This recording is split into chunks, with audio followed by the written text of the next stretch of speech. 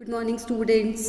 हम लोग राजा की मंत्रिपरिषद के बारे में पढ़ चुके हैं और राजा का मंत्रिपरिषद पर नियंत्रण और राजा का मंत्रियों के साथ में मिलकर विभिन्न कार्यों को संपन्न करना, यहाँ तक हम पढ़ चुके थे। आज हम बात करेंगे शासक पर नियंत्रण की। कौटिल्य के शासक पर नियंत्रण में कौटिल्य ने राजतंत्रीय व्यवस्था का समर्थन किया है और राजतंत्रात्मक शासन जो होते हैं उसमें समस्त कार्य राजा के द्वारा किए जाते हैं, मतलब राजा ही समस्त कार्यों का संपादन करता है। राजा कानून बनाता भी है, उनका क्रियान्वयन भी करता है, न्याय भी करता है, अपराधियों को दंडित भी करता है, योजनाओं को बनाना, क्रियान्वित करना, सुशासन की स्थापना करना, सब कार्य के लिए राजा ही उत्तरदायी होता है। तो ऐसी परिस्थिति में जब अगर राजा के पास में सारी शक्तियाँ एकत्रित हो जाती है और उस पर अगर किसी का नियंत्रण नहीं होता है तो राजा क्या हो सकता है? निरंकुश भी हो सकता है। क्यों नहीं हो सकता? क्योंकि राजा के ऊपर नियंत्रण करने वाली कोई संस्था नहीं है।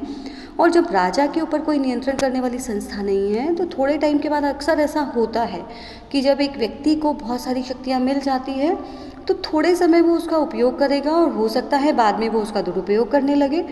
तो ऐसी परिस्थिति से बचने के लिए कौटिल्य राजा के ऊपर नियंत्रण की व्यवस्था करते हैं। और राजा के ऊपर जो नियंत्रण है वो कई प्रकार का नियंत्रण है। राजा इस नियंत्रण में कौटिल्य सबसे पहले ये कहते हैं कि राजा को बहुत सारी शक्तियाँ दी गई है लेकिन वो उसकी निरंकुश सत्ता का समर्थन नहीं करते हैं। कौटिल्य का कहना है कि राजा का अनुशासित रहना राज्य और प्रजा दोनों के लिए हितकर है। राजा के द्वारा शक्ति के प्रयोग को नियंत्रित और मर्यादित करने के लिए कौटिल्य ने अनेक प्रकार के नीतिगत, संस्थागत और प्रक्रियागत व व्यवहारिक उपायों का सुझाव दिया है। सबसे पहले कौटिल्य शासक पर नीति व धर्म के सैद्धांतिक नियंत्रण की बात करते हैं। कौटिल्य ने शासक को धर्म के अधीन रहने का परामर्श दिया है।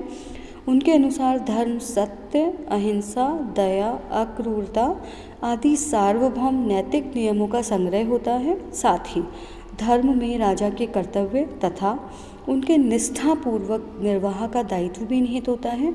कौटिल्य शासक को राजकीय कार्यों को संपन्न करने के क्रम में एक और उसके दायित्वों के प्रति सचेत करते हैं, वहीं उसे सावधान करते हैं कि प्रत्येक राजकीय आदेश को धर्म के रूप में व्यक्त किए गए सार्वभौमिक और शाश्वत नैतिक नियमों के अधीन होना चाहिए। कौटिल्य स्पष्ट करते हैं कि शासक का मर्यादित व अनुशासित रहना तथा राज्य सत्ता का आधार है। कौटिल्य ये स्पष्ट करते हैं कि राजा धर्म, विधि और चरित्र के अनुसार शासन का संचालन करके ही योग्य शासक सिद्ध हो सकता है। कौटिल्य यह भी स्पष्ट करते हैं कि यदि शासक दंड की शक्ति का दुरुपयोग करता है अथवा अपने दायित्वों का पालन नहीं करता तो वह स्वयं भी दंडनीय होता है। तो इस प्रकार कौटिल्य के ऊपर नियंत्रण की बात करते राजा के ऊपर नियंत्रण की बात करते हुए कौटिल्य कहते हैं कि राजा को नीति और धर्म के नियंत्रण में रहकर और धर्मानुसार ही आचरण करना चाहिए। यदि राजा धर्मानुसार आचरण नहीं करेगा, धर्म से विपरीत जाकर के कार्य करेगा तो उसको धर्म के द्वारा दंडित किया जाएगा। अब हम बात करते हैं राजा की शिक्षा व प्रशिक्षण की। कौटिल्य ने राजा में अनेक गुणों की उपेक्षा की है। उनका मत है कि इन गुणों को व्यवहार में लाने के लिए उपयुक्त शिक्षा व प्रशिक्षण अत्यंत आवश्यक है।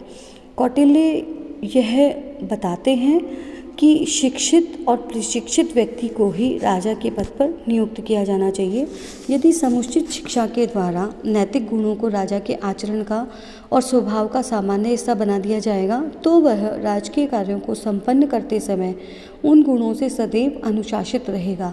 इस प्रकार कौटिल्य ने संस्कारों, शिक्षा व प्रशिक्षण के माध्यम से राजा की शक्ति को नियंत्रित किया जाना अत्यावश्यक माना है। इसके साथ राजा के ऊपर परामर्शदात्री संस्थाओं का नियंत्रण भी होता है। कौटिल्य के अनुसार शासक की शक्ति अकेले राजा की शक्ति नहीं है। उनका मत है कि राजा को अपनी शक्ति का प्रयोग मंत्रियों के परामर्श से ही करना चाहिए। वे राजा को मंत्रियों के परामर्श की अवहेलना करने के गंभीर दुष्परिणामों के प्रति सचेत करते हैं। कौटिल्य ने शासक को परामर्श दिया है कि वह स्वयं की इच्छा के विपरीत होने पर भी मंत्रियों के विवेक सम्मत परामर्श को स्वीकार करे। इसके साथ कौटिल्य राजा के ऊपर जनता और जनमत के नियंत्रण को भी स्वीकार करते हैं। कौटिल्य ने शासक को जनमत के महत्व के प्रति सचेत किया है।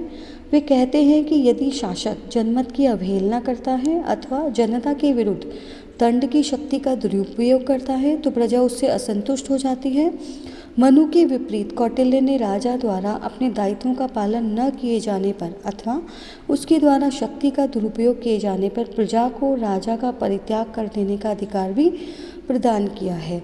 कौटिल्य की स्पष्ट मान्यता है कि निरंकुश राजा की अपेक्षा राजा का आश्रय प्राप्त नहीं होना ही अच्छा है। मतलब अगर राजा निरंकुश है, और कई बार ऐसा होता है कि राजा नहीं है, तो ऐसी स्थिति में राजा नहीं है वो ज़्यादा अच्छा है। जनता के लिए राजा के धर्म विरुद्ध कार्यों का अनुमोदन करना या उसके धर्म विरुद्ध आदेशों का पालन करना आवश्यक नहीं होता है। राजकीय आदेशों की तुलना में धर्म के महत्व को स्पष्ट करते हुए कौटिल्य कहते हैं कि यदि राजकीय आदेशों और धर्म के बीच टकराव हो तो राजकीय आदेशों की तुलना में धर्म का ही पालन किया जाना चाहिए।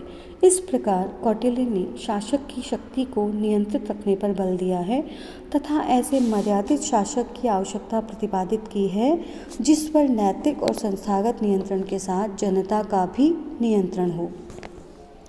अब हम बात करते हैं कौटिल्य के प्रशासनिक व्यवस्था की।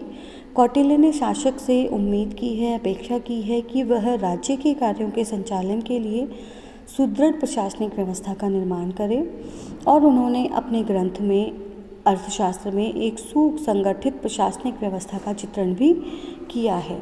राजा को कौटिल्य ने प्रशासनिक व्यवस्था का शीर्षस्थ बिंदु माना है। प्रशासनिक व्यवस्था में राजा के पश्चात अमात्यों, विभिन्न श्रेणियों के मंत्रियों को सम्मिलित किया है। प्रशासनिक पद सोपान में राजा, अमात्य व मंत्री सम्मिलित रूप से नीति निर्धारण तथा नीतियों के क्रियान्वयन पर निगरानी रखने के लिए उत्तरदायी होते हैं। प्रशासन के इस उच्च स्तर के अतिरिक्त कौटिल्य ने प्रशासनिक व्यवस्था का एक पद सोपान भी प्रस्तुत किया है। इस पद सोपान में विभिन्न विभागों के अध्यक्ष और उनके अधीन कार्य करने वाले कर्मचारी सम्मिलित होते हैं। इसमें प्रथम श्रेणी में मंत्री, पुरोहित, सेनापति और युवराज आते हैं। द्वितीय श्रेणी में दोवारिक, अंतर्वेशिक, प्रशास्ता, समाहर्ता, सन्निधाता व विभिन्न विभागों के अध्यक्ष होते हैं। और तृतीय श्रेणी में प्रदेष्टा, नायक, पौर, व्यवहारिक, कर्मांतिक, सभ्य, दंडपालक, दुर्गपाल तथा अंत्यपाल होते हैं।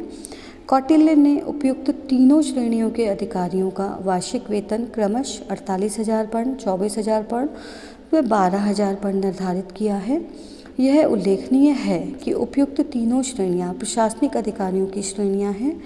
प्रशासन के निम्नस्थ कर्मचारियों को इन श्रेणियों में सम्मिलित नहीं किया गया है। और कौटिल्य ने प्रशासन के विभिन्न विभागों में अधिकारियों के अधीन कार्य करने वाले कर्मचारियों के उनकी आवश्यकता के अनुरूप नियुक्त किया जाना और उनके कार्य और योग्यताओं के आधार पर उनका वेतन निर्धारित किया जाना उचित माना है। कौटिल्य ने मंत्रियों की योग्यताओं और दायित्वों का विवेचन किया है। इसके साथ कौटिल्य एक सुदृढ़ प्रशासनिक व्यवस्था की स्थापना करते हुए शासन के शीर्षस्थ अधिकारियों की नियुक्ति की बात करते हैं। और शीर्षस्थ अधिकारियों के अंडर में, मतलब पद सोपानात्मक क्रम में जो निम्नतर स्तर के कर्मचारी कार्य करते हैं, उन कर्मचारियों को नियुक्त करने की जिम्मेदारी उसके अध्यक्ष की होती है। उसकी योग्यताएं निर्धारित करना, कार्य निर्धारित करना और कार्य के साथ वेतन के निर्धारण करने का काम भी किसका होता है? इन विभिन्न अध्यक्षों का होता है, जो शासन के कार्यों में राजा को सहयोग देने के लिए राजा के द्वारा जो नीतियां बनाई जाती है, उन नीतियों के सफल संचालन के लिए ये जो प्रशासनिक अधिकारी होते हैं, ये प्रशासनिक अधिकारी इस प्रकार से कार्य करते हैं कि राजा के द्वारा जो नीतियां बनाई गई है, जो कानून नियम बनाए गए हैं, उनका क्रियान्वयन भलीभांति संपन्न हो सके। अगली क्लास में मैं आप लोगों को प्रशासनिक व्यवस्था के बारे में विस्तार से समझाऊंगी। धन्यवाद।